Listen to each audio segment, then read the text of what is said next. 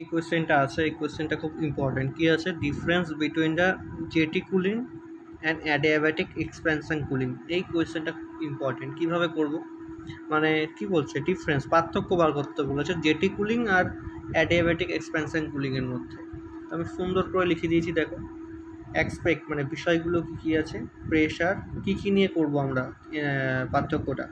প্রথম হচ্ছে pressure, work done, enthalpy change, আর হচ্ছে কনস্ট্যান্ট কোয়ান্টিটি। অর্থাৎ জেটি কুলিং কী আছে দেখো, জেটি কুলিং প্রসেস হচ্ছে ইরিভার্সিবল প্রসেস, আর অ্যাডিয়াব্যাটিক কুলিং হচ্ছে একটা reversible or quasistatic process.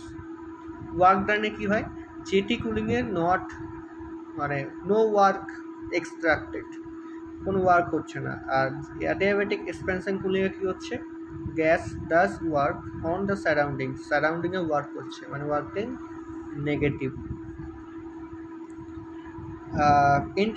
Entropy change, entropy কী জিনিস অন্য একটা ভিডিওতে দেখা যাবে। এনট্রপি চেঞ্জটা কি? এনট্রপি চেঞ্জ জেটি কুলিংয়ের ক্ষেত্রে ইনক্রিজ হয়, জেটি কুলিংয়ের ক্ষেত্রে এনট্রপি ইনক্রিজ হয়, কিন্তু অ্যাডিয়াব্যাটিক কুলিংয়ের ক্ষেত্রে এনট্রপি কনস্ট্যান্ট থাকে। এই জিনিসটা যদি জানতে পারো, পরেরটা আবার দেখো একাই হয়ে যাবে। কনস্ট্যান্ট কোয়ান্টিটি মনে রাখবে, জেটি কুলিংয়ে এনথ্যালপি মানে হচ্ছে এইচ, এনথ্যালপি কনস্ট্যান্ট থাকে, তার মানে এনথ্যালপি চেঞ্জ ডেল এইচ কী হবে, 0।